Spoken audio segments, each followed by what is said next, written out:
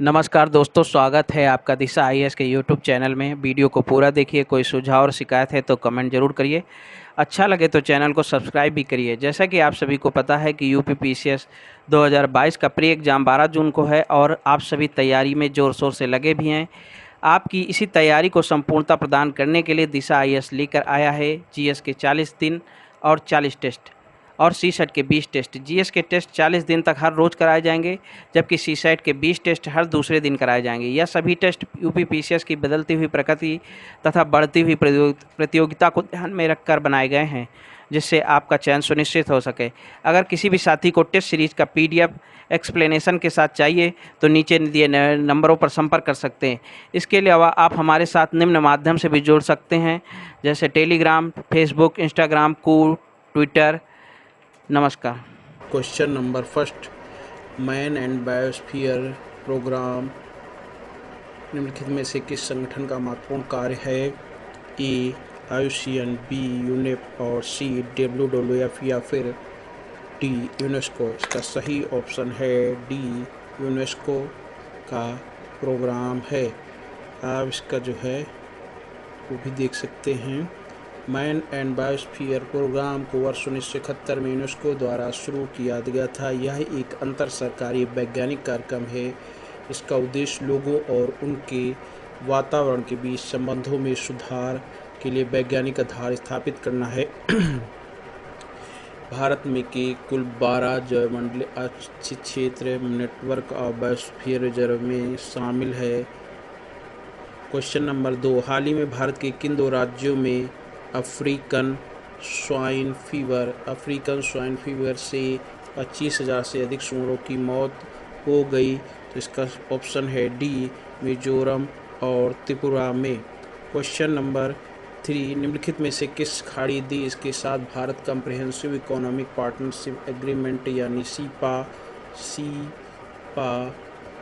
को लेकर औपचारिक वार्ता शुरू करने जा रहा है? इस देश में मुक्त व्यापार समझौते पर भी वार्ता करेगा। इसका सही ऑप्शन है सी, यानी कि संयुक्त राज्य अमीरात के साथ Bharat comprehensive economic partnership agreement करेगा।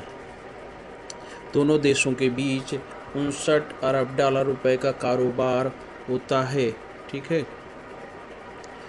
इसी के अलावा भारत ने 1 नवंबर से भारत ब्रिटेन के बीच मुक्त व्यापार समझौता यानी एफटीए को वार्ता शुरू कर रहा है।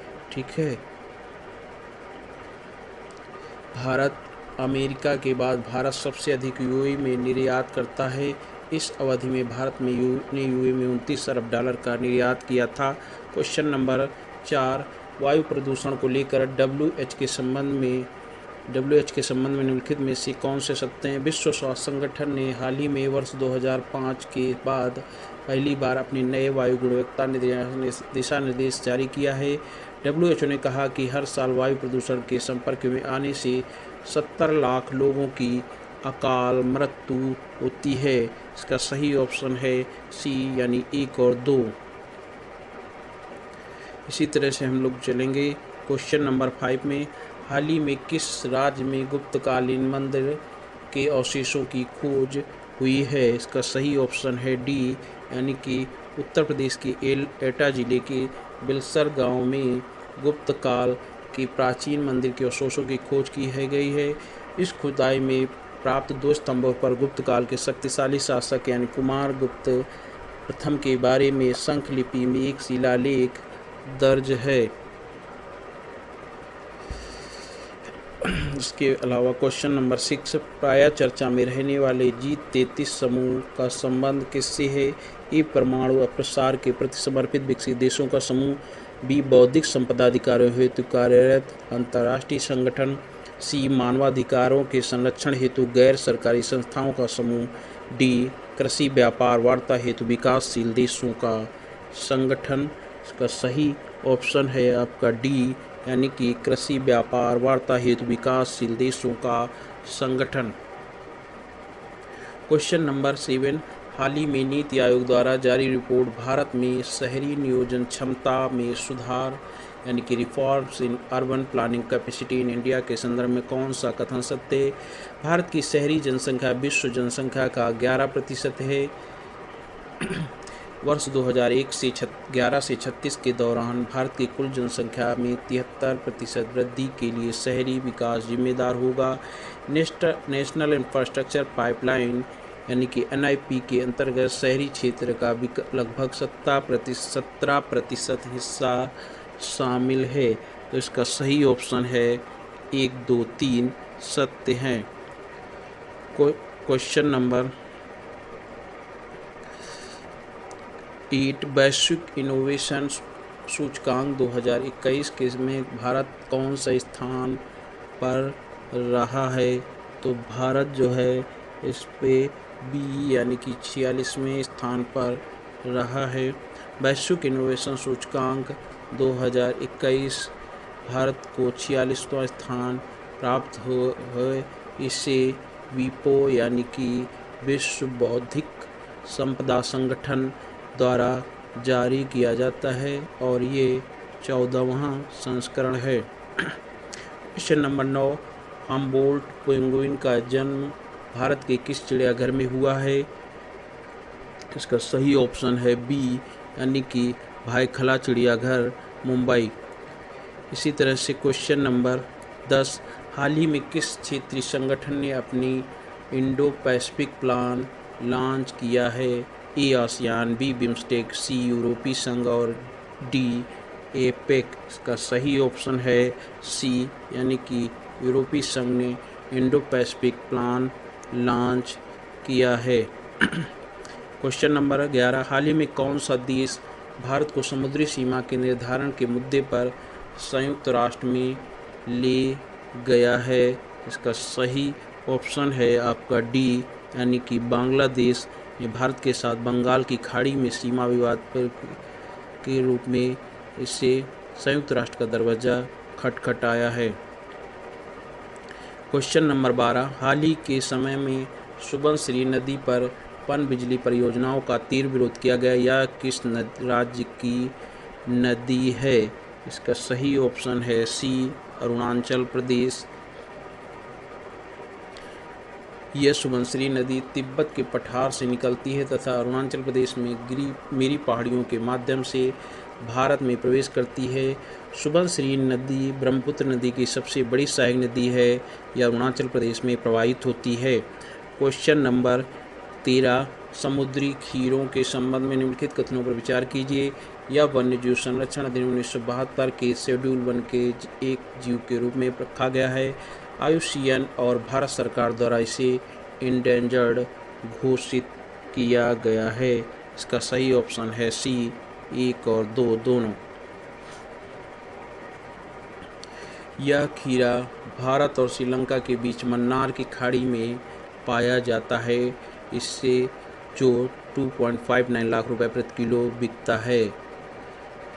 ठीक है, इसकी कीमत सोने के बराबर में हो चुकी है बताया जाता है। इसका उपयोग काम उत्तेजना बढ़ाने, दवाओं, कैंसर के इलाज में, तेल, क्रीम और कॉस्मेटिक बनाने में किया जाता है। क्वेश्चन नंबर 14, हाल ही में भारत के किस राज्य के 2 उत्पादों यानी हाथी मिर्च और तामेंगलोंग ऑरेंज को GI टैग प्रदान किया गया है? इसका सही ऑप्शन है B मणिपुर के 2 चीज़ें शामिल की गई हैं। विश्व बौद्धिक संगठन के मुताबिक कृषि उत्पादों में जैसे चावल, जीरा, हल्दी, नींबू आदि खाद्यान्न वस्तुओं, रसगुल्ला, लड्डू, मंदिर के विशिष्ट प्रसाद और वाइन स्पिरिट पेय जैसे शैंपेन और गुआ के अल्कोहलिक पेय पदार्थ, फिनिंग आदि हस्तशिल्प वस्तुएं जैसे मैसूर सिल्क, कांचीवरम सिल्क तथा इसके साथ ही मिट्टी से बनी मूर्तियां, टेराकोटा और औद्योगिक उत्पाद को GI टैग प्रदान किया जाता है। क्वेश्चन नंबर 15, निम्नलिखित में से कौन सा कथन असत्य नहीं है? पॉक्सो अधिनियम में 18 वर्ष की उम्र में सभी व्यक्तियों को शामिल किया गया है। पॉक्सो के तहत भारत में रह रहे विदेशी बच्चों को भी कानूनी संरक्षण प्राप्त है। इसका सही ऑप्शन है D यानी कि दोनों। क्वेश्चन नंबर 16, GST परिषद के संबंध में निम्नलिखित कथनों पर विचार कीजिए। यह एक संवैधानिक निकाय है। परिषद की बैठक में केंद्र सरकार समेत सभी राज्यों के वोट का मान एक समान होता है। कौन सा कथन असत्य है, तो इसका सही असत्य कथन है बी, यानी कि केवल 2 असत्य है।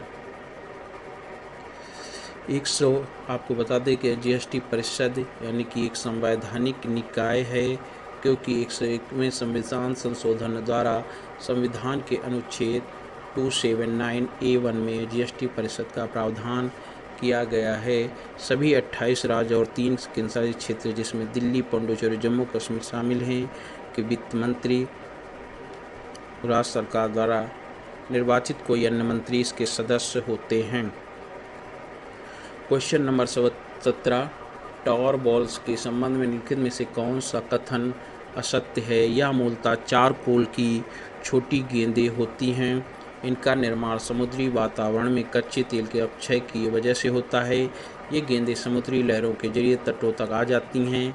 टॉर बॉल्स केवल समुद्र में ही पाए जाते हैं। इसका सही ऑप्शन है सी, यानी कि ये समुद्री लहरों के जरिए तटों तक आ जाती हैं।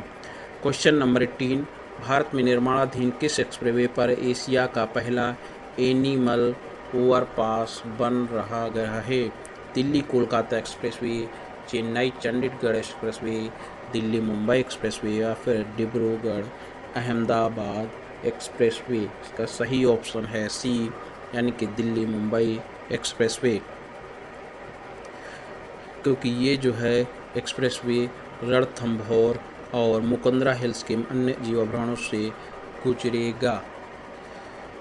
इसी तरह क्वेश्चन नंबर 19, हाल के दिनों में ऑकस समाचार पत्रों की सुर्खियों में था, ये क्या है? यह ऑस्ट्रेलिया, ब्रिटेन और अमेरिका के बीच एक रक्षा करार है। ये क्षुद्र ग्रह है, असम में खोजी गई सांपों की एक नई प्रजाति है, या फिर मंदबुद्धि बच्चों को शिक्षित करने की एक तकनीकी है। तो इसका सही ऑप्शन है ए, यानी ऑस्ट्रेलिया, ब्रिटेन और अमेरिका के बीच एक रक्षा करार है। क्वेश्चन नंबर 20, राजा महेंद्र प्रताप सिंह के संदर्भ में निम्नलिखित कथनों में से कौन सा सही है? उन्होंने द्वितीय विश्व युद्ध के दौरान काबुल में भारत की अंतरिम सरकार की स्थापना की। उन्हें वर्ष 1932 के नोबल शांति पुरस्कार से नामित किया गया था। तो इसका सही ऑप्शन है बी, यानी केवल 2। क्वेश्चन नंबर, आपको इसको बता दें कि प्रधानमंत्री नरेंद्र मोदी ने उत्तर प्रदेश के अलीगढ़ जिले में राजा महेंद्र प्रताप सिंह विश्वविद्यालय का शिलान्यास किया। उनका जन्म 1886 में उत्तर प्रदेश के हाथरस जिले में हुआ था। उन्होंने स्वयं को राष्ट्रपति घोषित करते हुए 1915 में अफगानिस्तान में भारत का पहली स्थायी सरकार यानी बाग-ए-बाबर की स्थापना की थी। उन्हें 1932 में नोबल शांति पुरस्कार के लिए भी नामांकित किया गया था। हाल ही में देश के किस संस्थान ने प्रोजेक्ट उड़ान को लॉन्च किया? IIM Ahmedabad, IIT Bombay, ISC Bengaluru या फिर IIFT दिल्ली। इसका सही ऑप्शन है आपका बी, यानी कि IIT बॉम्बे। और प्रोजेक्ट उड़ान सभी जो इंजीनियरिंग पाठ्य सामग्री हैं उनको जो है उनका अनुवाद हिंदी में करने के लिए किया गया है। क्वेश्चन नंबर 22, अंतर्राष्ट्रीय लोकतंत्र दिवस कब मनाया जाता है? इसका सही ऑप्शन है 15 सितंबर, यानी कि इसका ऑप्शन है बी।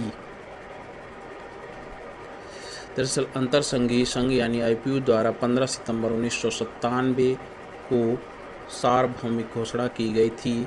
2007 में संयुक्त राष्ट्र महासभा द्वारा अंतर्राष्ट्रीय लोकतंत्र दिवस के रूप में मनाए जाने की घोषणा की गई। 2008 से ही इसे प्रतिवर्ष मनाया जाता है। क्वेश्चन नंबर 23, भारत ने किस देश के साथ मिलकर climate action and finance mobilisation dialogue को लॉन्च किया है? क्वेश्चन नंबर, इसका सही ऑप्शन बताना है स्पेन, USA, चीन और श्रीलंका। तो इसका सही ऑप्शन हो जाएगा बी, USA। क्वेश्चन नंबर 24, यह जो है पार्टनरशिप, ये US India strategic clean energy partnership 5 स्तंभों पर आधारित है। शक्ति और ऊर्जा दक्षता, तेल और गैस, नवीकरणीय ऊर्जा, सतत विकास और उभरते ईंधन। क्वेश्चन नंबर 24, हाल ही में भारत के किस पोर्ट पर mobile X ray container scanning system को स्थापित किया गया है? इसका सही ऑप्शन है डी, यानी कि पारादीप पोर्ट पर ये स्थापित किया गया है। क्वेश्चन नंबर 25, भारत के व्यापारिक समझौतों के संबंध में कौन सा कथन असत्य है? भारत ने आसियान से वस्तु और सेवा दोनों में व्यापार समझौते कर रखा है। भारत ने मलेशिया और दक्षिण कोरिया के साथ व्यापार आर्थिक भाग सहयोग समझौता कर रखा है। Bharat comprehensive and progressive agreement for trans Pacific partnership का सदस्य है। भारत और यूरोपीय संघ के मध्य मुक्त व्यापार समझौते को लेकर बात हो रही है। इसका सही ऑप्शन है सी, यानी कि केवल सी। आप इसको जो है व्याख्या भी देख सकते हैं। भारत ने व्यापक आर्थिक सहयोग समझौता कर रखा है, उनमें शामिल है सिंगापुर, मलेशिया, दक्षिण कोरिया, जापान। व्यापार सेपा कर रखा है। 26, हाल ही में सुर्खियों में रहा कंवल टाइगर रिजर्व भारत में किस राज्य में स्थित है? ए अरुणाचल प्रदेश, बी छत्तीसगढ़, सी तेलंगाना या फिर डी महाराष्ट्र। इसका सही ऑप्शन हो जाएगा सी, यानी कि तेलंगाना में।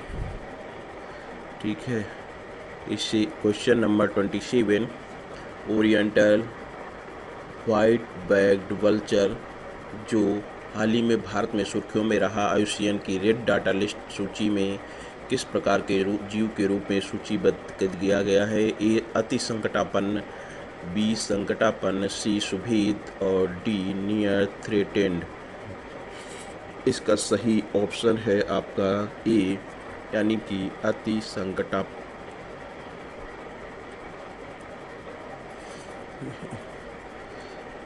इसको देख लेते एक बार व्याख्या। हाल ही में हरियाणा के पिंजौर स्थित जटायु कंजर्वेशन ब्रीडिंग सेंटर से, जिससे वो प्राकृतिक तरीके से अपनों को समायोजित कर सके, इन गिद्धों के पिछले हिस्से में सैटेलाइट ट्रैकिंग डिवाइस लगाकर उन्हें छोड़ा गया था। इनकी पहचान ठीक उस तरह से हो सके इसलिए ऑरेंज कलर के विंग टैग्स भी इन पर लगाए गए थे।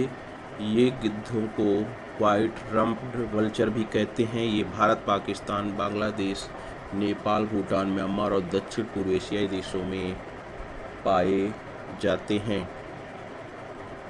क्वेश्चन नंबर 28, निम्नलिखित कथनों पर विचार के भारत 19 जून 1992 को ओजोन परत को नष्ट करने वाले पदार्थों पर हुए मॉन्ट्रियल प्रोटोकॉल पर का एक पक्षकार बन गया था। मॉन्ट्रियल प्रोटोकॉल का वित्तीय प्रबंध तंत्र ग्लोबल एनवायरनमेंट फैसिलिटी है। कौन सा कथन सत्य है? इसका सही ऑप्शन है आपका ए, यानी कि केवल एक। व्याख्या देख लेते हैं। 16 सितंबर को विश्व ओजोन दिवस मनाया जाता है। ओजोन परत को नष्ट करने वाले क्लोरोफ्लोरोकार्बन को रोकने के लिए 1987 में 16 सितंबर को एक अंतर्राष्ट्रीय समझौता किया गया था, जिसे मॉन्ट्रियल प्रोटोकॉल कहा जाता है। इसके 197 पक्षकारों ने हस्ताक्षर किए हैं। इसे सार्वभौमिक सदस्यता वाला प्रोटोकॉल भी कहा जाता है। यह 5 अंतर्राष्ट्रीय अभिसमयों का वित्तीय मंत्र है। जैव विविधता अभिसमय 1993, संयुक्त राष्ट्र जलवायु परिवर्तन अभिसमय यानी कि UNFCCC 1994, मरुस्थलीकरण से निपटने का संयुक्त राष्ट्र अभिसमय यानी UNCCCD 1994, परसिस्टेंट ऑर्गेनिक प्रदूषकों पर स्टॉकहोम अभिसमय 1998। इसका सही ऑप्शन है आपका ए, यानी कि जैव विविधता अभिसमय। क्वेश्चन नंबर 29, वर्ष 2020-21 के दौरान राजभाषा हिंदी के प्रभावी कार्यान्वयन के लिए प्रथम पुरस्कार राजभाषा कीर्ति पुरस्कार से हाल ही में किस संगठन को सम्मानित किया गया है? ए ONGC, बी कोल इंडिया लिमिटेड, सी भेल और गेल को संयुक्त रूप से और डी राष्ट्रीय इस्पात निगम। इसका सही आंसर है डी, यानी कि राष्ट्रीय इस्पात निगम। क्वेश्चन नंबर 30, सारागढ़ी युद्ध के बारे में निम्नलिखित कथनों में से कौन सा सत्य है? यह लड़ाई 1897 में लड़ी गई थी। यह लड़ाई ब्रिटिश भारतीय सेना की 36वीं रेजिमेंट और अफगान कबाइलियों के बीच लड़ी गई थी। इसका सही ऑप्शन है सी, यानी कि 1 और 2 दोनों।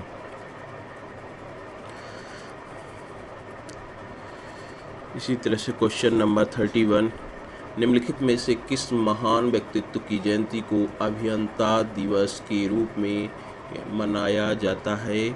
ए doctor Rajendra Prasad, B M Visvesvaraya, सी मातंगिनी हाजरा या फिर डी पिंगली वेंकैया। इसका सही ऑप्शन है आपका बी, यानी कि एम विश्वेश्वरैया के जयंती को अभियंता दिवस यानी इंजीनियर्स डे के रूप में मनाया जाता है। इनका जन्म 15 सितंबर 1860 को तत्कालीन मैसूर रियासत में चिकबल्लापुर के नज़दीक मुडेनहल्ली में हुआ था। क्वेश्चन नंबर 32, राजा महेंद्र प्रताप सिंह के संबंध में निम्नलिखित कथनों में से कौन सा सत्य है? उन्होंने भारत की पहली निर्वासित सरकार बनाई थी। वह प्रथम विश्व युद्ध के दौरान उन्होंने 6 महीने के लिए कांग्रेस की अध्यक्षता भी की थी। इसका सही ऑप्शन है ए, यानी कि केवल 1। आप देख लेते हैं एक बार। राजा महेंद्र प्रताप सिंह पश्चिमी उत्तर प्रदेश के हाथरस जिले के मुर्सान रियासत के राजा थे। वे लेखक और पत्रकार भी थे। प्रथम विश्व युद्ध के दौरान अफगानिस्तान जाकर उन्होंने भारत की पहली निर्वासित सरकार बनाई। वे इस निर्वासित सरकार के राष्ट्रपति थे। 1 दिसंबर 1915 को राजा महेंद्र प्रताप सिंह ने अफगानिस्तान में अपनी पहली निर्वासित सरकार की घोषणा की थी। हाल ही में प्रधानमंत्री ने अलीगढ़ में एक विश्वविद्यालय की आधारशिला उनके नाम पर रखी है। क्वेश्चन नंबर 33, नेट ग्रिड के संबंध में निम्नलिखित में से कौन सा कथन असत्य है? ए, इसके तहत आतंकवाद की घटनाओं की जानकारी को सुरक्षित डेटाबेस के रूप में रखा जाएगा। बी, इन डेटा सोर्सेस में इमिग्रेशन, वित्तीय लेन देन और टेली कम्युनिकेशन आदि शामिल हैं। इसके जरिए संदिग्धों को आसानी से रियल टाइम ट्रैक किया जा सकता है। इसे आम आदमी एक्सेस कर सकेगा। इसका सही ऑप्शन है डी, यानी इसे आम आदमी एक्सेस कर सकेगा। Question number 34, fast payment system को लिंक करने को हाल ही में आरबीआई ने किस देश के साथ समझौता किया है? ए, मलेशिया, बी, सिंगापुर, सी, इंडोनेशिया या फिर डी, कंबोडिया। इसका सही ऑप्शन है बी, यानी कि सिंगापुर के साथ ये समझौता आरबीआई और मॉनेटरी अथॉरिटी ऑफ सिंगापुर के बीच हुआ है। भारत का यूपीआई और सिंगापुर का पे नाउ एक साथ जुड़ जाएंगे। क्वेश्चन नंबर 35, हाल ही में किस राज्य में भारत की सबसे बड़ी ओपन एयर रिफाइनरी का उद्घाटन किया गया? ए, अरुणाचल प्रदेश, बी, उत्तराखंड, सी, हिमाचल प्रदेश या फिर डी, सिक्किम। इसका सही ऑप्शन है बी, उत्तराखंड। व्याख्या देख लेते हैं। उत्तराखंड के रानीखेत में भारत की सबसे बड़ी ओपन रिफाइनरी का उद्घाटन किया गया। इस रिफाइनरी में बड़ी संख्या में फर्न प्रजाति के पौधे हैं, जिसमें कुछ राज्य के लिए स्थानीय हैं। उत्तराखंड वन विभाग के अनुसंधान विंग द्वारा केंद्र सरकार की CAMPA compensatory afforestation fund management and planning authority योजना के तहत 3 साल की अवधि के दौरान विकसित किया गया है। क्वेश्चन नंबर 36, अटल स्पेस चैलेंज 2021 के संदर्भ निम्नलिखित में से कौन सा कथन सत्य है?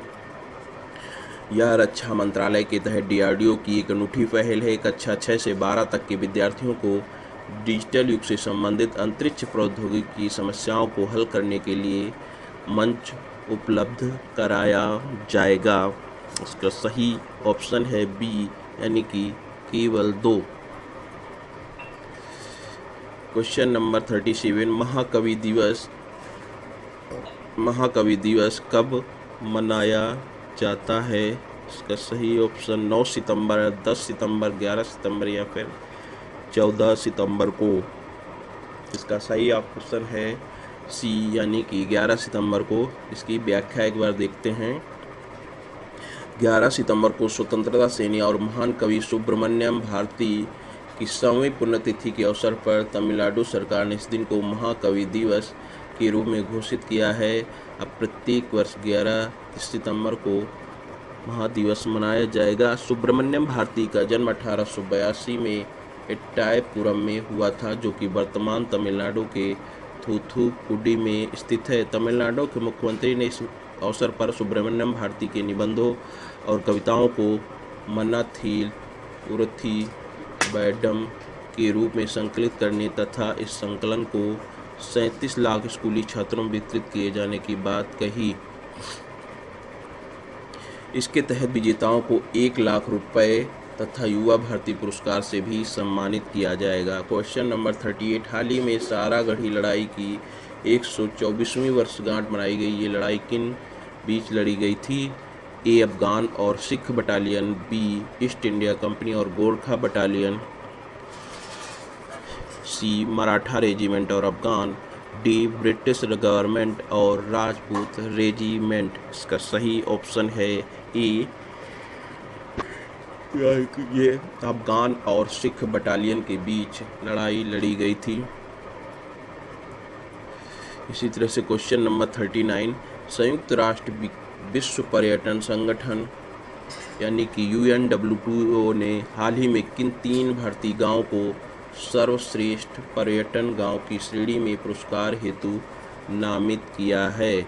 इसका सही ऑप्शन बताना है। ए, मालिनोन, मलाना और रवांगला, बी, जनेहली, नाको, चितकुल, सी, जीरो, लाचेन या दिस्कित और डी, लतपुरा, कोंगथोंग और पोचमपल्ली। इसका सही ऑप्शन है डी, यानी कि लतपुरा, कोंगथोंग और पोचमपल्ली को संयुक्त राष्ट्र विश्व पर्यटन संगठन ने भारत के 3 सर्वश्रेष्ठ पर्यटन गांव के पुरस्कार हेतु नामित किया गया है।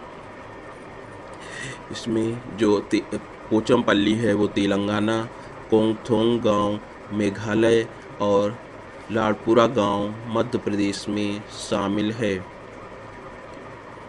इसके क्वेश्चन नंबर 140, 13वें ब्रिक्स शिखर सम्मेलन के संबंध में निम्नलिखित में से कौन सा कथन सत्य है?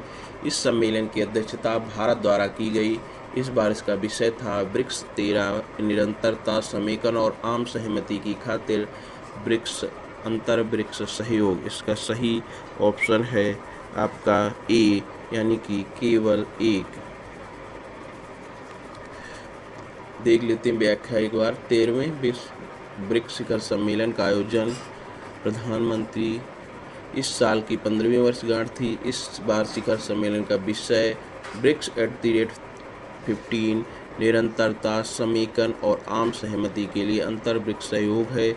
ब्रिक्स में दुनिया के 5 सबसे बड़े देश विकासशील देश शामिल हैं: ब्राज़ील, रूस, चीन और भारत और चीन और दक्षिण अफ्रीका। ये वैश्विक आबादी के 41%, सकल घरेलू उत्पाद का 24% और वैश्विक व्यापार का 16% का प्रतिनिधित्व करते हैं। क्वेश्चन नंबर 51, निम्नलिखित में से किस महिला को Forbes woman Africa young achievers पुरस्कार से देने की घोषणा की गई है? इसका सही ऑप्शन है ए, यानी कि राबिया घूर को। राबिया घूर सौंदर्य उत्पाद उद्यमी हैं, जबकि सुमैया वैली वास्तुकार हैं। राबिया घूर ने साल 2021 के लिए Forbes woman Africa young achievers पुरस्कार हासिल किया, जबकि सुमैया वैली को 2021 की टाइम्स 100 की सूची में शामिल किया गया है। क्वेश्चन नंबर 42, हाल ही में समाचार पत्रों में सुर्खियों में रहे शिप ध्रुव के बारे में निम्नलिखित में से कौन सा असत्य है? ये देश का पहला मिसाइल ट्रैकिंग शिप है। इस तकनीक से लैस भारत का दुनिया का 5वां देश बन गया है। ये बैलिस्टिक मिसाइल को ट्रैक करता है। ये न्यूक्लियर मिसाइल को ट्रैक करने में सक्षम नहीं है। इसका सही ऑप्शन है आपका डी, ये न्यूक्लियर मिसाइल को ट्रैक करने में सक्षम नहीं है। आपको व्याख्या देख लेते हैं। भारत का पहला मिसाइल ट्रैकिंग शिप ध्रुव लॉन्च किया गया है। न्यूक्लियर और बैलिस्टिक मिसाइल को ट्रैक करने वाला ये भारत का पहला जहाज है। इस लॉन्चिंग के साथ ही भारत तकनीक से दुनिया का 5वां देश बन गया है। अभी केवल अमेरिका, फ्रांस, रूस और चीन के पास ही यह तकनीक मौजूद थी। ध्रुव का निर्माण DRDO और राष्ट्रीय प्रौद्योगिकी अनुसंधान संगठन यानी NTO द्वारा भारतीय नेवी द्वारा संयुक्त रूप से किया गया है। क्वेश्चन नंबर 43, अधिकरणों यानी ट्रिब्यूनल्स के संबंध में निम्नलिखित में से कौन सा कथन सत्य है? किसी भी अधिकरण के आदेश को हाईकोर्ट में चुनौती दी जा सकती है। इनका कार्यक्षेत्र सामान्य अदालतों से अधिक होता है। इसका सही ऑप्शन है ए, यानी कि केवल एक। क्वेश्चन नंबर 44, अमेरिका के शिकागो की धर्म संसद में स्वामी विवेकानंद कब भाषण दिया था? इसका सही ऑप्शन आपको बताना है 1890 में, 1839 में, 1893 में या फिर 1880 में। इसका सही ऑप्शन है सी, 1893 में। महान दार्शनिक स्वामी विवेकानंद ने शिकागो में विश्व धर्म सम्मेलन में एक ऐतिहासिक भाषण दिया था। क्वेश्चन नंबर 45, अंतर्राष्ट्रीय साक्षरता दिवस कब मनाया जाता है? ए 4 जुलाई, बी 5 अगस्त, सी 8 सितंबर या फिर डी 10 अक्टूबर। इसका सही ऑप्शन है सी, यानी कि 8 सितंबर को अंतर्राष्ट्रीय साक्षरता दिवस मनाया जाता है। इस वर्ष की थीम मानव केंद्रित पुनर्प्राप्ति के लिए साक्षरता, डिजिटल विभाजन को कम करना है। 1996 में पहली बार यूनेस्को द्वारा इस दिवस को मनाने की घोषणा की गई थी और इसके बाद 1967 में पहला अंतर्राष्ट्रीय साक्षरता दिवस मनाया गया। क्वेश्चन नंबर 46, हाल ही में किस वन्यजीव अभयारण्य को इको सेंसिटिव जोन के रूप में अधिसूचित किया गया है? तो इसका सही ऑप्शन है, बताना है ए दीपोर बिल वन्यजीव अभयारण्य, असम, दालमा वन्यजीव अभयारण्य झारखंड, कैमूर वन्यजीव अभयारण्य बिहार या फिर डी नल सरोवर अभयारण्य। इसका सही ऑप्शन है ए, यानी कि दीपोर वन्यजीव अभयारण्य असम। क्वेश्चन नंबर 47, हाल ही में शोधकर्ताओं की एक टीम ने ग्रीनलैंड के तट पर एक निर्जन और अज्ञात द्वीप की खोज की है। इस द्वीप के संबंध में कौन सा कथन सत्य है? इसका सही ऑप्शन है सी, यानी कि सॉरी, इसका ऑप्शन देख लेते हैं। यह द्वीप पृथ्वी का अब तक का खोजा गया सबसे उत्तरी द्वीप बन गया है। यह द्वीप बर्फ के स्थानांतरित होने से उजागर हुआ है। इसका सही ऑप्शन है सी, यानी कि 1 और 2 दोनों। यह द्वीप ग्रीनलैंड के तट पर निर्जन और अज्ञात द्वीप की खोज की गई है। क्वेश्चन नंबर 48, किस राज्य सरकार ने हाल ही में श्रमिकों के लिए बैठने के अधिकार को मान्यता देते हुए विधानसभा में एक विधेयक पेश किया है? ए तमिलनाडु, बी बिहार, सी उत्तर प्रदेश और डी पंजाब। तो इसका सही ऑप्शन है ए तमिलनाडु। तमिलनाडु सरकार ने तमिलनाडु दुकान और प्रतिष्ठान अधिनियम 1947 में संशोधन करके कर्मचारियों के लिए अनिवार्य रूप से बैठने की सुविधा मुहैया कराने की बात करता है। क्वेश्चन नंबर 49, हरि सिंह नलवा के संदर्भ में निम्नलिखित कथनों में से कौन सा सही है? सरकार ने 2013 में उनकी बहादुरी और पराक्रम के लिए एक डाक टिकट जारी किया है। वह राजा रणजीत सिंह की सेना में सेनापति थे। इसका सही ऑप्शन है आपका सी, यानी कि 1 और 2 दोनों। इसी तरह से एक बार इसकी व्याख्या देख लेते हैं। हरि सिंह नलवा पंजाब के सिख साम्राज्य के संस्थापक महाराजा रणजीत सिंह के सेनापति थे। वे कश्मीर, हजारा और पेशावर के गवर्नर रहे। उनकी ख्याति का आधार अफगानिस्तान विजय है। भारत सरकार ने 2013 में उनकी बहादुरी और पराक्रम का सम्मान करते हुए उनके नाम पर एक डाक टिकट जारी किया था। क्वेश्चन नंबर 50, ब्रिक्स देशों के कृषि मंत्रियों की 11वीं बैठक के संदर्भ में निम्नलिखित में से कौन सा सही है। इसकी थीम है खाद्य और पोषण सुरक्षा के लिए कृषि जैव विविधता को मजबूत करने हेतु ब्रिक्स साझेदारी। और 2, भारत भी इस इक्कीस के लिए ब्रिक्स समूह का अध्यक्ष है। इसका सही ऑप्शन है सी, यानी कि 1 और 2। क्वेश्चन नंबर 51, हाल ही में लॉन्च किए गए वाई ब्रेक मोबाइल एप्लीकेशन के संबंध में निम्नलिखित में से कौन सा सत्य है। इसका संबंध नई वाहन स्क्रैपेज पॉलिसी से है। इसका शुभारंभ आज़ादी के अमृत महोत्सव के उपलक्ष्य में किया गया है। इसका सही ऑप्शन है बी, यानी कि वाई ब्रेक एप्लीकेशन एक तरह से योगा ब्रेक के लिए, ब्रेक यानी स्वास्थ्य हेतु योगाभ्यास को बढ़ावा देने के लिए आधारित इस ऐप के जरिए सिर्फ 5 मिनट में कहीं भी योग और ध्यान किया जा सकता है। इस एप्लीकेशन को 30 अगस्त से 5 सितंबर के बीच चलने वाले आज़ादी के अमृत महोत्सव के उपलक्ष्य में लॉन्च किया गया है। क्वेश्चन नंबर 52, ऑपरेशन देवी शक्ति के संबंध में कौन सा कथन असत्य है। यह एनडीआरएफ द्वारा जारी उत्तराखंड में भूस्खलन से बचाव का राहत अभियान है।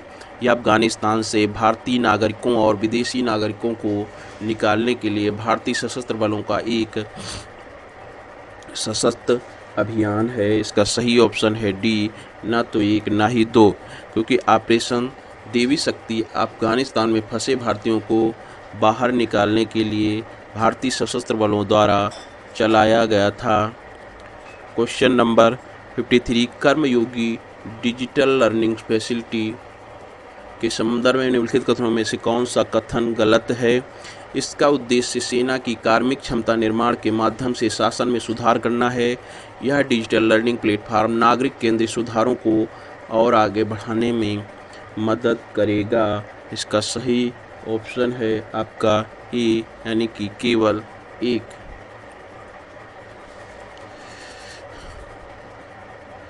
इसको देख लेते हैं। डिजिटल लर्निंग प्लेटफॉर्म नागरिक केंद्रीय सुधारों को आगे बढ़ाने में मदद करेगा। सरकार ने सिविल सेवा क्षमता निर्माण के लिए राष्ट्रीय कार्यक्रम यानी कि national programme for civil service capacity building mission Karmayogi को 2 सितंबर 2020 को शासन में सुधार के उद्देश्य से प्रारंभ किया था। क्वेश्चन नंबर 54, दीपोर बिल वन्यजीव अभयारण्य, जिसे हाल ही में भारत के पर्यावरण मंत्रालय ने इको सेंसिटिव जोन घोषित किया है, भारत के किस राज्य में स्थित है। ए मणिपुर, बी त्रिपुरा, सी नागालैंड या फिर डी असम। इसका सही ऑप्शन हो जाएगा डी, यानी कि असम में इसे स्थापित किया गया है।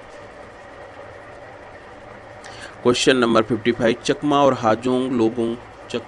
हाजोंग लोगों को किस उत्तर पूर्वी भारतीय राज्य में नागरिकता देने की मांग हाल ही में की गई है। ए सिक्किम, बी अरुणाचल प्रदेश, सी नागालैंड और डी असम। इसका सही ऑप्शन है बी, यानी कि अरुणाचल प्रदेश। चकमा नेशनल काउंसिल ऑफ इंडिया ने केंद्र सरकार को सुप्रीम कोर्ट में 2 आदेशों का अनुपालन करते हुए चकमा और हाजोंग लोगों को अरुणाचल प्रदेश में नागरिकता देने की मांग की गई है। ये लोग 6 दशकों से अरुणाचल प्रदेश में रहने वाले हजारों चकमा लोगों को नागरिकता देने की मांग कर रहे थे। क्वेश्चन नंबर 56, गोल गुंबज के संबंध में निम्नलिखित में से कौन सा कथन असत्य है। इसे दक्षिण के ताज के रूप में देखा जा सकता है। यह कर्नाटक के विजयपुरा स्थित मोहम्मद आदिल शाह का मकबरा है। इसका हेमिस्फीरियल डोम दुनिया के सबसे बड़े स्वतंत्र रूप से खड़ी संरचनाओं में से एक है। गोल गुंबद भारत का और साथ ही विश्व का सबसे बड़ा गुंबद है। इसका सही ऑप्शन है डी, यानी कि इसकी व्याख्या देख लेते हैं। गोल गुंबद भारत का सबसे बड़ा और विश्व का दूसरा सबसे बड़ा गुंबद है। इस विशाल गुंबद का व्यास 44 मीटर और ऊंचाई 51 मीटर। इसके निर्माण में 30 वर्ष लगे थे। Question number 57, Iran, Turkmenistan, Afghanistan की सीमा पर खोरासन नाम के इलाके में 2012 में लड़ाकों ने एक गुट बनाया था जिसे ISIS खोरासन कहते हैं। ISIS के गुट का अलकायदा से गठजोड़ है और यह इस्लामिक अमीरात की स्थापना पर बल देता है। इसका कौन सा कथन सत्य है? इसका सही ऑप्शन है सी, यानी कि 1 और 2 दोनों। काबुल एयरपोर्ट पर आत्मघाती हमलों का मुख्य संदिग्ध अफगानिस्तान में इस्लामिक स्टेट से संबंधी आतंकी संगठन है। ईरान, तुर्कमेनिस्तान, अफगानिस्तान की सीमा पर खुरासान नाम के इलाके में 2012 में लड़ाकों ने गुट बनाया था। 2014 में इस गुट का ISIS के प्रति झुका हुआ और वो इस्लामिक स्टेट की मुहिम में शामिल हो गया। इसी तरह से क्वेश्चन नंबर हम लोग आते हैं 58। हाल ही में भारत की सबसे बड़ी फ्लोटिंग सोलर PV परियोजना भारत की सबसे बड़ी फ्लोटिंग सोलर PV परियोजना की शुरुआत कहाँ हुई है?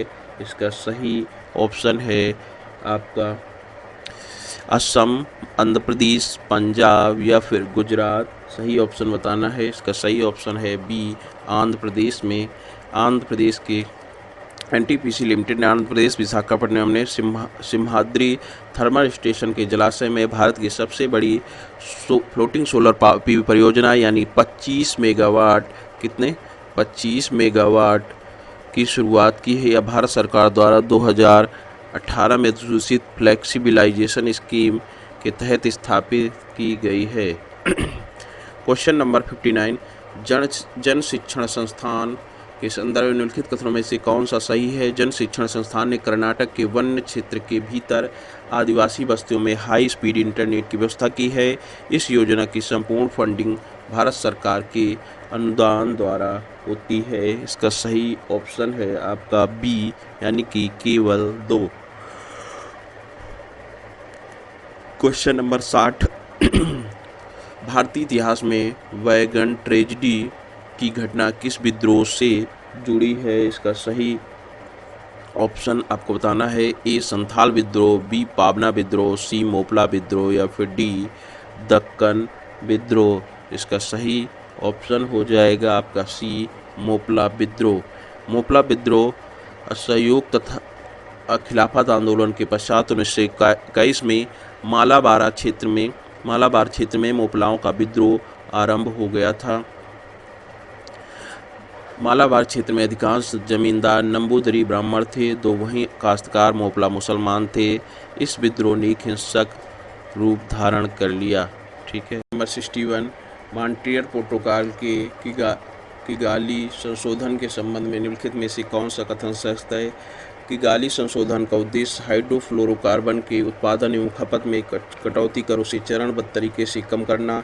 विकसित देश 2019 से HFC की खपत को कम करेंगे, जबकि सभी विकासशील देश 2024 में खपत को स्थिर करेंगे। इसका सही ऑप्शन है आपका ए, यानी कि केवल 1। Question number 62। कोंकण अभ्यास निम्नलिखित में से किन 2 देशों की सेनाओं के बीच आयोजित किया जाता है? ए, भारत और जर्मनी, बी, भारत और फ्रांस, सी, भारत और ब्रिटेन और डी, भारत और USA।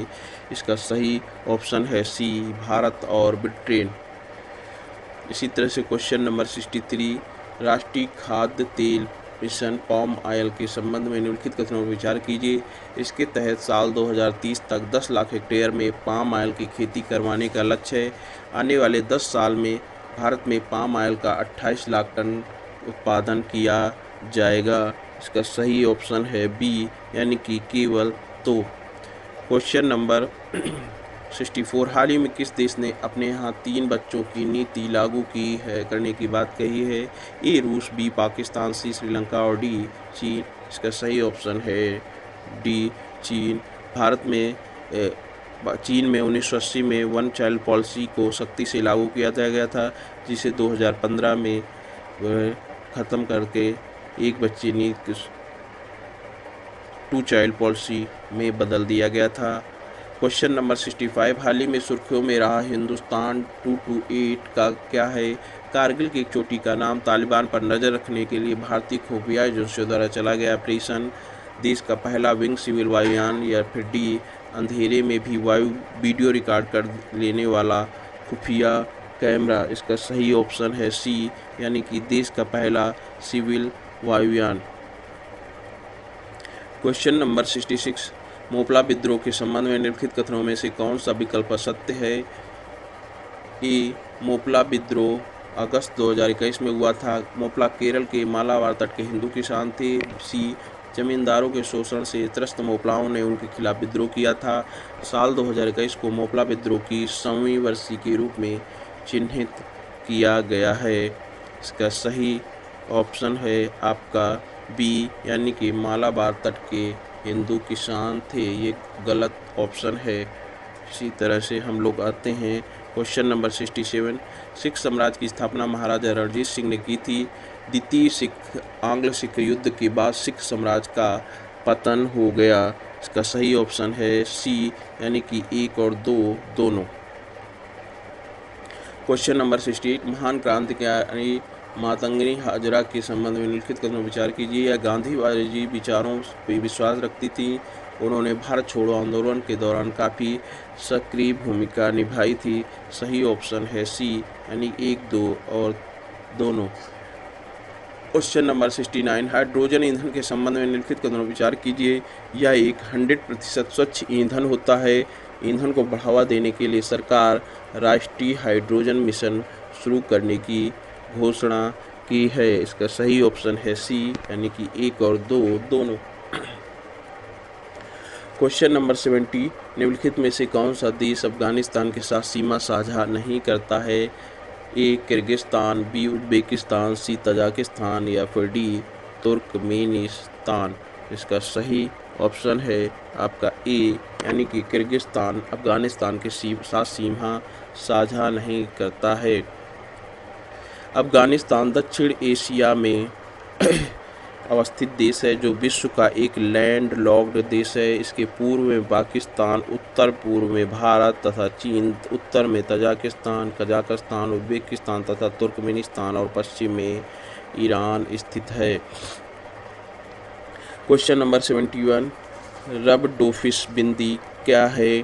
सर्दी से छुटकारा दिलाने वाली एक औषधि बिंदी, मछली की एक नई प्रजाति, कुत्तों को लगाए जाने वाला कोरोना वैक्सीन या हाल ही में खोजी गई सांप की एक नई प्रजाति। इसका सही ऑप्शन है डी, यानी हाल ही में खोजी गई सांप की एक प्रजाति। Question number 72। गति शक्ति अवसंरचना योजना के संबंध में निम्नलिखित में से कौन सा कथन असत्य है? यह एक राष्ट्रीय अवसंरचना मास्टर प्लान होगी। इसकी घोषणा प्रधानमंत्री द्वारा हाल ही में की गई। इसके लिए 100 लाख करोड़ खर्च किए जाने की योजना है। अभी तक इस तरह की कोई भी योजना भारत में नहीं लाई गई थी। इसका सही ऑप्शन है डी, यानी कि अभी तक इस तरह की कोई योजना भारत में नहीं लाई गई थी। Question number 73। साधारण बीमा कारोबार संशोधन विधेयक 2021 के संबंध में निम्नलिखित कथनों पर विचार कीजिए। इसके जरिए साधारण बीमा कारोबार राष्ट्रीयकरण अधिनियम 1972 में संशोधन किया जाएगा। इसका उद्देश्य सार्वजनिक क्षेत्र की बीमा कंपनियों में निजी भागीदारी बढ़ाना है। इसका सही ऑप्शन है सी, यानी कि 1 और 2 दोनों। Question number 74। हाल ही में किस दिन को विभाजन विभीषिका स्मृति दिवस के रूप में मनाने का फैसला लिया गया है? इसका सही ऑप्शन है ए, 14 अगस्त, बी, 15 अगस्त, सी, 26 जनवरी और डी, 26 नवंबर। इसका सही ऑप्शन है ए, 14 अगस्त। Question number 75। भारतीय संविधान का अनुच्छेद 217 निम्नलिखित में से किससे संबंधित है? ए, राष्ट्रपति द्वारा सुप्रीम कोर्ट से किसी लोकहित के मुद्दे पर परामर्श लेने से, बी, आपात की स्थिति में लोकसभा का कार्यकाल 1 वर्ष बढ़ाने जाने के संबंध में, सी, किसी भी देश के खिलाफ युद्ध का ऐलान करने से संबंधित है, डी, उच्च न्यायालय में न्यायाधीशों की नियुक्ति से संबंधित है। तो इसका सही ऑप्शन है डी, यानी उच्च न्यायालयों में न्यायाधीशों की नियुक्ति से संबंधित है। नंबर 76। अल मोहिद अल हिंदी 2021 के संदर्भ में निम्नलिखित में से कौन सा सत्य? भारत और कुवैत के बीच आयोजित होने वाला यह पहला नौसैनिक अभ्यास है। भारतीय नौसेना के guided missile destroyer INS Kochi ने इस अभ्यास में अपनी क्षमताओं का प्रदर्शन किया। इसका सही ऑप्शन है सी, यानी कि केवल 2। अब हम लोग क्वेश्चन नंबर 77 भारत में सैटेलाइट फ़ोन का इस्तेमाल करने वाला पहला राष्ट्रीय उद्यान कौन सा है? A Jim national park Uttarakhand, B Kaziranga national park Assam, C saddle peak national park Andaman एवं निकोबार और D Bandhavgarh national park Madhya Pradesh. इसका सही ऑप्शन है बी यानी कि काजीरंगा नेशनल पार्क असम में भारत का पहला राष्ट्रीय उद्यान है जो सैटेलाइट फ़ोन का उपयोग करता है। काजीरंगा भारत के उत्तर पूर्वी असम राज्य में स्थित है। इस पार्क को 1974 में राष्ट्रीय उद्यान घोषित किया गया था। साथ ही वर्ष 1985 में यह यूनेस्को की विश्व धरोहर सूची में भी शामिल हो गया। यह एक सींग वाले गैंडे के लिए नेशनल पार्क प्रसिद्ध है। क्वेश्चन नंबर 78 इलाहाबाद की संधि के बारे में निम्नलिखित कथनों पर विचार कीजिए। यह नॉर्थ ईस्ट इंडिया कंपनी और बंगाल के नवाब सिराजुद्दौला तथा मुगल सम्राट शाह आलम द्वितीय के बीच हुई थी। इसके जरिए बंगाल में दैद शासन लागू कर कंपनी अपनी मजबूत स्थिति में पहुंच गई। इसका सही ऑप्शन है आपका डी यानी कि इनमें से कोई नहीं। क्वेश्चन नंबर 79 सर्वोच्च न्यायालय के न्यायाधीशों के संबंध में निम्नलिखित कथनों विचार कीजिए। इनका कार्यकाल 6 वर्ष या 65 साल की आयु इनमें से जो भी पहले होता है।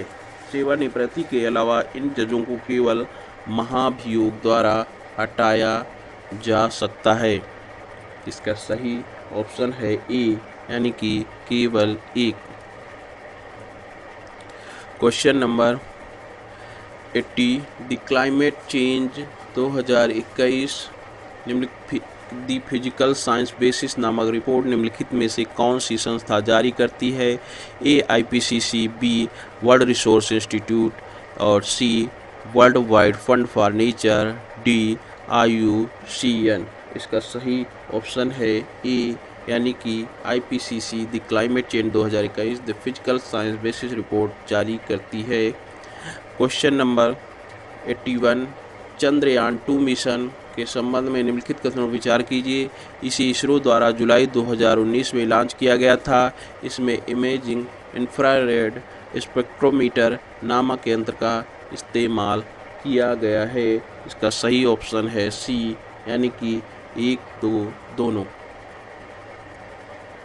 क्वेश्चन नंबर 82 क्वाड देशों के बारे में निम्नलिखित में से कौन सा विकल्प सही है? क्वाड देशों के समूह की पहली बैठक साल 2017 में मनीला में हुई थी। इसका उद्देश्य चीन के बढ़ते आक्रामक रवैये पर लगाम लगाना है। इसका सही ऑप्शन है सी यानी कि ए बी दोनों सही हैं।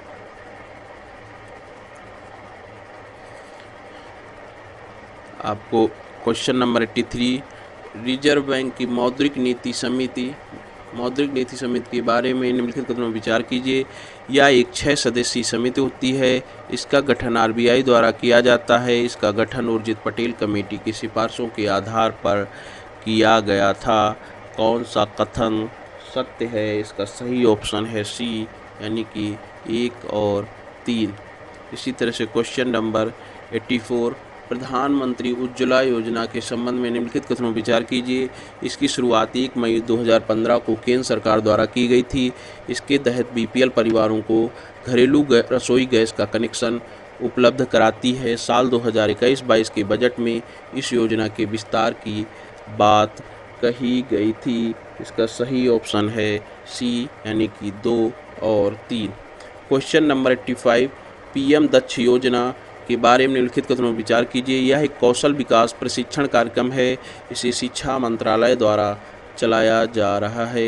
इसका सही ऑप्शन है ए यानी कि केवल 1। प्रधानमंत्री दक्षता और कुशलता संपन्न हितग्राही यानी PM दक्ष योजना सामाजिक न्याय एवं अधिकारिता मंत्रालय द्वारा 2021 से चलाई जा रही है। इस योजना के तहत पात्र लक्ष्य समूह के लिए कौशल विकास प्रशिक्षण कार्यक्रम, अपस्किलिंग, रिस्किलिंग, अल्पकालिक दीर्घकालिक प्रशिक्षण कार्यक्रम और उद्यमिता विकास कार्यक्रम आदि चलाया जा रहा है। क्वेश्चन नंबर 86, अवनींद्रनाथ टैगोर के संबंध में निम्नलिखित कथनों पर विचार कीजिए। कौन सा कथन असत्य है? ये भारतीय कला में स्वदेशी एवं राष्ट्रीय मूल्यों के प्रमुख समर्थक थे। इन्होंने Indian society of oriental art का गठन किया था। इन्होंने बंगाल स्कूल ऑफ आर्ट की स्थापना की थी। उक्त तीनों कथन सत्य हैं। इसका सही ऑप्शन है डी, यानी कि सभी कथन सत्य हैं।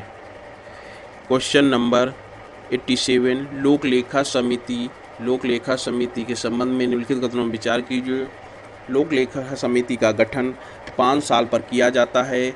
इसमें अधिकतर सदस्यों की संख्या 22 होती है। इसके अध्यक्ष की नियुक्ति राष्ट्रपति द्वारा की जाती है। इसका सही ऑप्शन है बी, यानी कि केवल 2 सत्य है।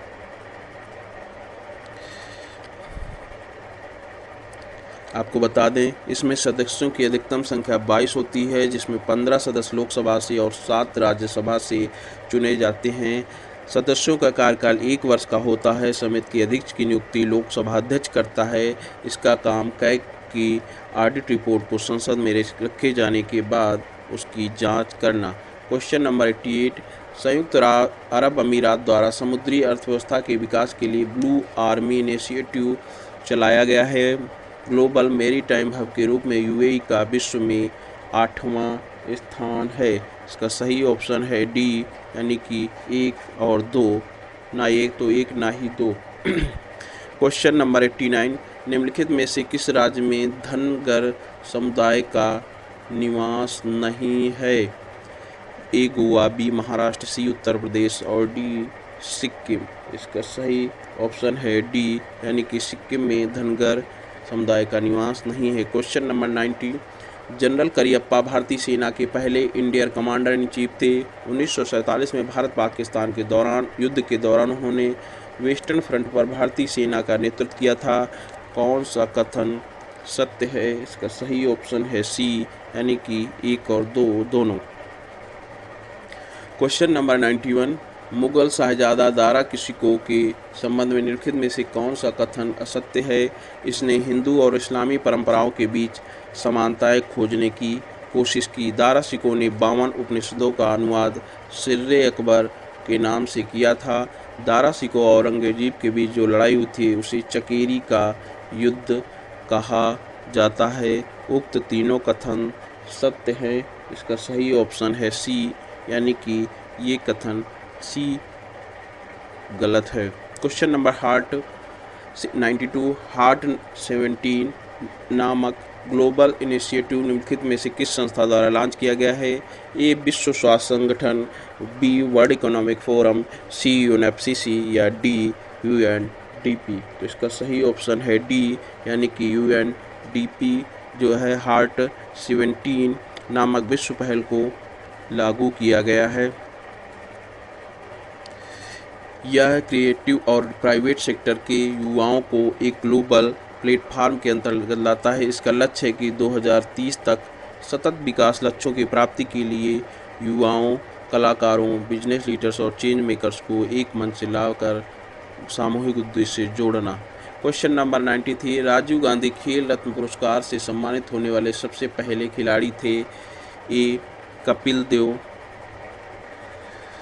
बी मेजर ध्यानचंद, सी विश्वनाथन आनंद या फिर डी सचिन तेंदुलकर। इसका सही ऑप्शन है आपका सी विश्वनाथन आनंद। आपको बता दें कि राजीव गांधी खेल रत्न पुरस्कार का नाम बदलकर अब कर दिया गया है मेजर ध्यानचंद खेल रत्न पुरस्कार। ठीक है, इसको आपको याद रखना है। क्योंकि पहले इसी नाम पर दिया जाता था पुरस्कार, इसलिए इसका नाम इसीलिए लिखा गया है। क्वेश्चन नंबर 94, निम्नलिखित में से कौन सी नदी कृष्णा नदी की सहायक नदी नहीं है? ए कोयना, बी प्राणहिता, सी तुंगभद्रा और डी भीमा। इसका सही ऑप्शन है बी प्राणहिता नदी कृष्णा की सहायक नदी नहीं है,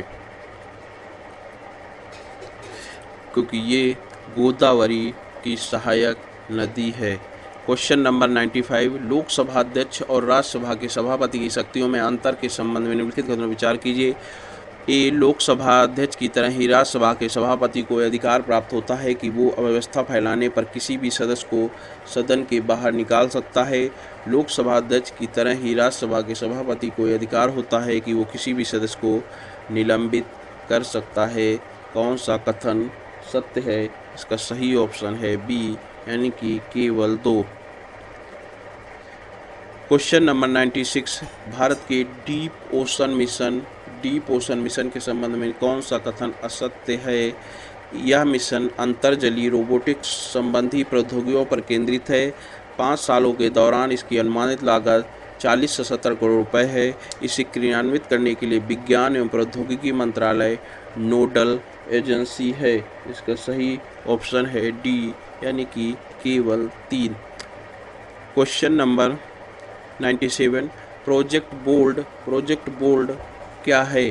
तिब्बत सीमा पर भारत द्वारा तैनात की गई एक सशक्त निगरानी प्रणाली। बी, पेगासस जैसी जासूसी सॉफ्टवेयर से निपटने के लिए सरकार द्वारा शुरू की गई एक परियोजना। सी, महिला जागरूकता के लिए उत्तर प्रदेश द्वारा शुरू की गई एक परियोजना। डी, मरुस्थलीकरण रोकने और ग्रामीण अर्थव्यवस्था को बढ़ाने के लिए शुरू की गई एक परियोजना। इसका सही ऑप्शन है डी, यानी कि मरुस्थलीकरण रोकने की और ग्रामीण अर्थव्यवस्था को बढ़ाने के लिए शुरू की गई एक परियोजना है, जो KVIC यानी खादी ग्रामोद्योग आयोग द्वारा शुरू की गई है। ठीक है, इसके तहत बांस के 1000 पौधे लगाए जा रहे हैं। यह परियोजना खादी ग्रामोद्योग आयोग द्वारा स्वदेश स्वतंत्रता के 75वें दिवस के उपलक्ष्य में आयोजित बांस महोत्सव का हिस्सा है। हाल ही में सुर्खियों में रहे क्वेश्चन नंबर 98, हाल ही में सुर्खियों में रहे जूलॉजिकल सर्वे ऑफ इंडिया का मुख्यालय कहाँ स्थित है? ए, नई दिल्ली, बी, पश्चिम बंगाल, सी, उड़ीसा और डी, गुजरात। तो इसका सही ऑप्शन है बी, पश्चिम बंगाल।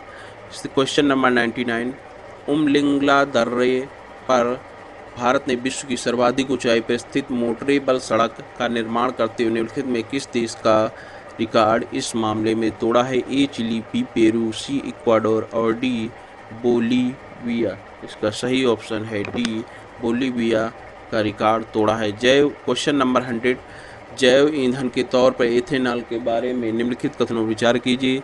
इसे स्टार्च और शुगर के फर्मेंटेशन से बनाया जाता है। भारत सरकार का लक्ष्य है कि 2030 तक पेट्रोल में एथेनॉल कंसंट्रेशन को बढ़ाकर 20% तक करना है। इसका कौन सा कथन सत्य है? तो इसका सत्य है आपका सी, यानी 1 और 2 दोनों।